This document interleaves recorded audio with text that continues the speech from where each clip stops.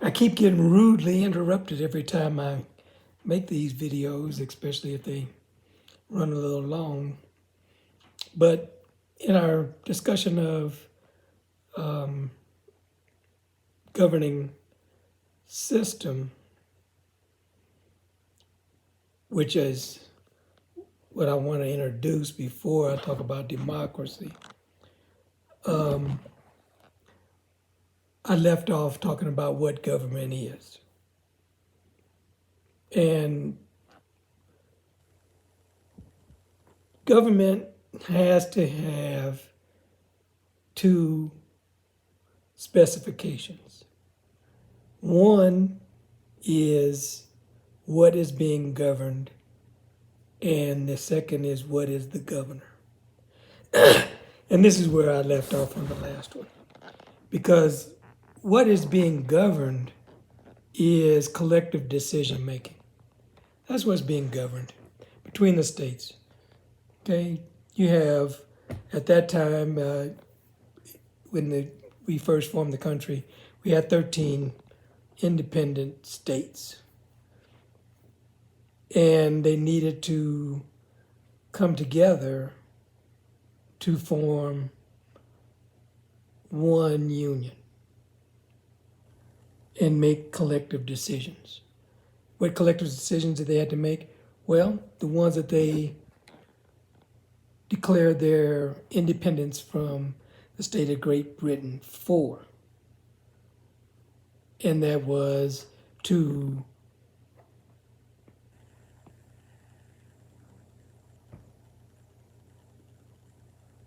declare war, or in their vernacular, to levy war, to conclude peace, to contract alliances, and to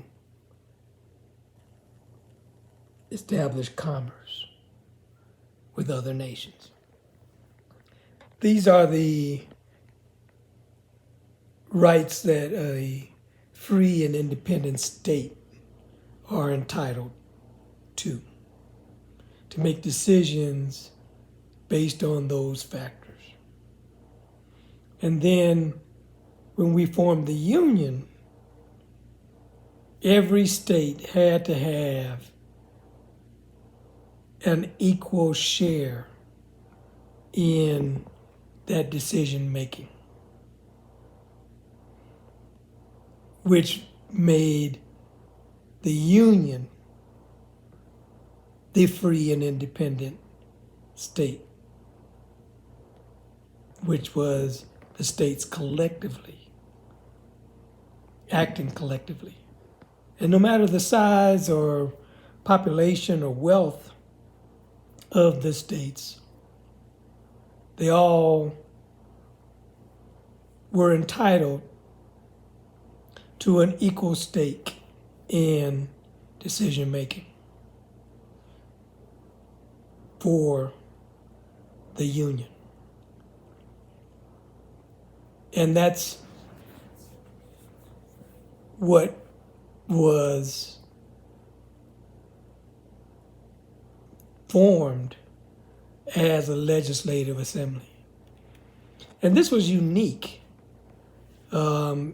because in governing systems of the past throughout history, there was always some way of weighting the suffrage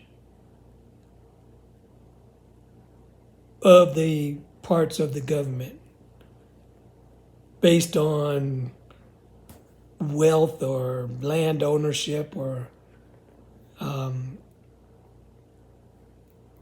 some other factor. They weighted, like the poor weren't as relevant to the decision making of the government as were the mercantile group or the wealthy or banking or whatever group there was. So they had a weighting system. But with the United States, all the states were considered as equals. And that's why it's a democracy. Equal suffrage to reach a majority consensus for the states as the union. And that had never really been tried before. Like I said, there was always some weighting factor. So when we talk about our democracy, that's the democracy.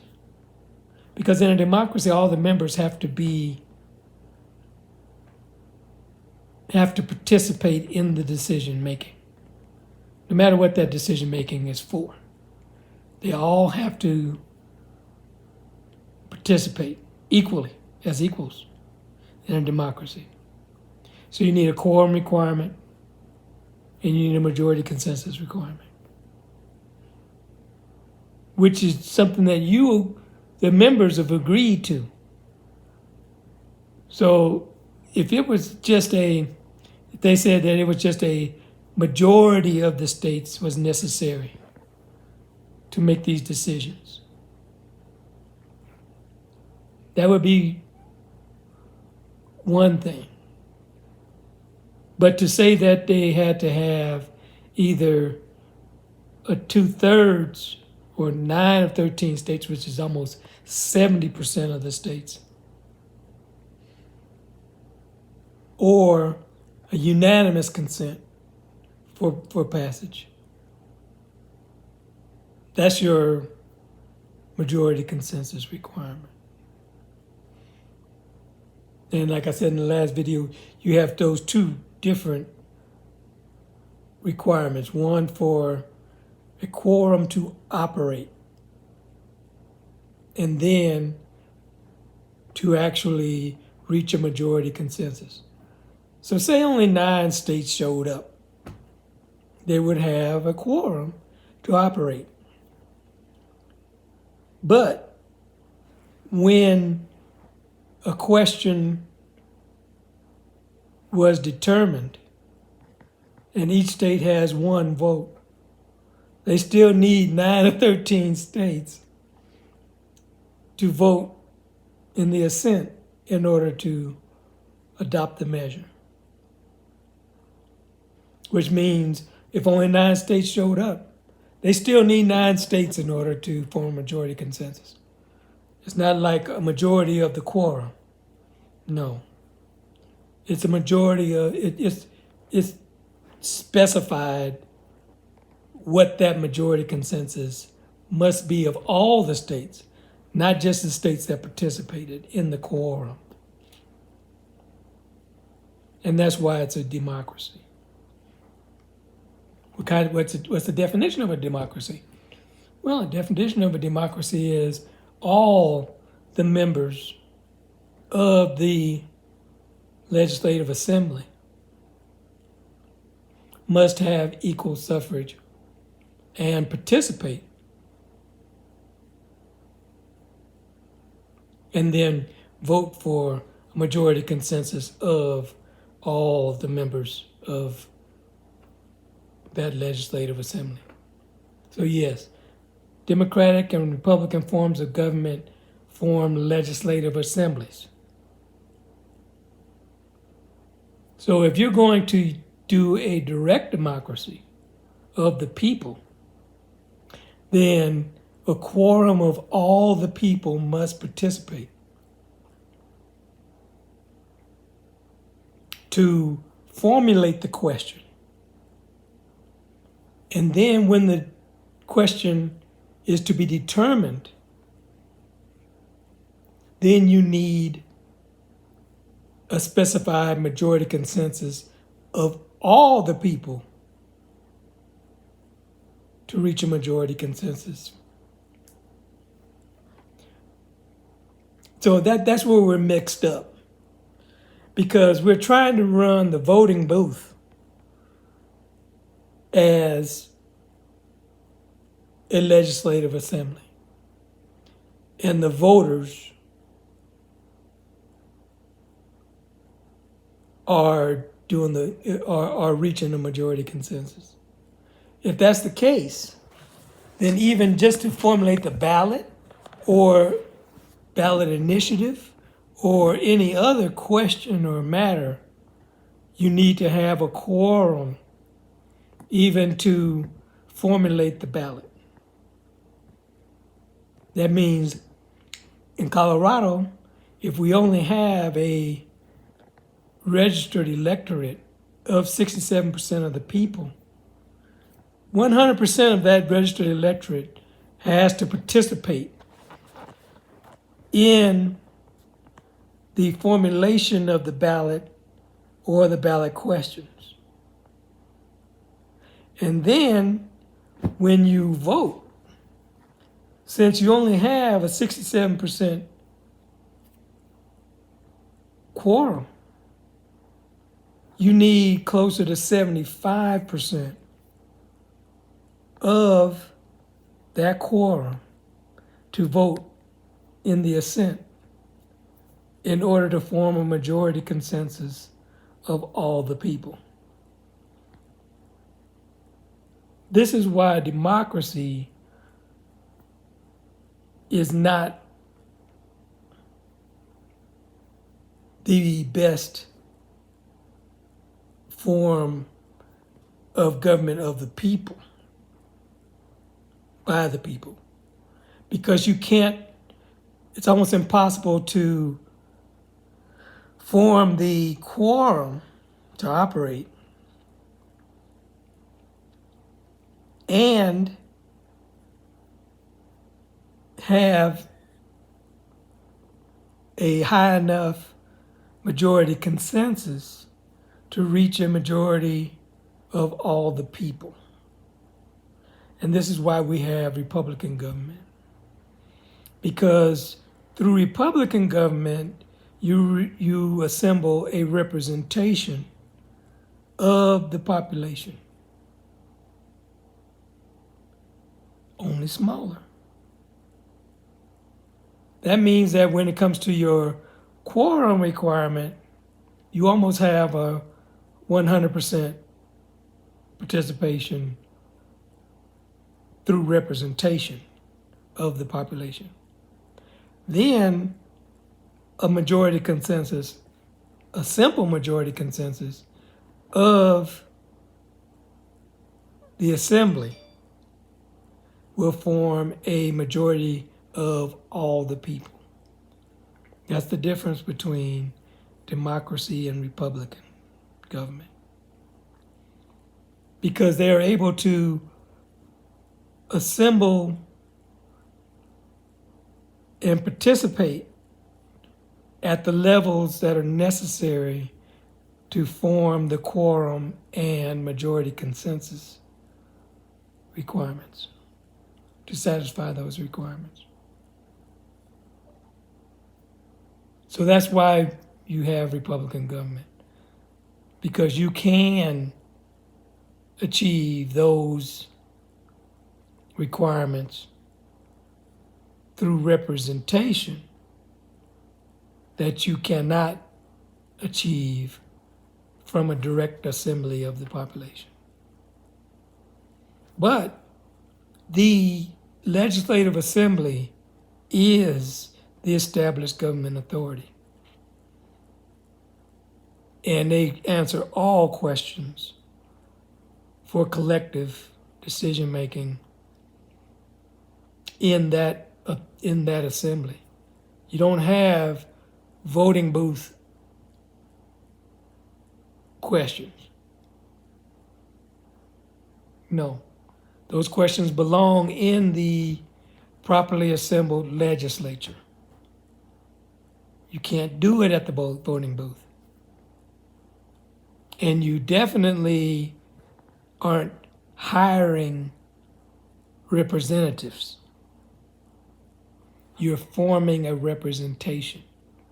There's a difference. You hire a lawyer to represent your interest.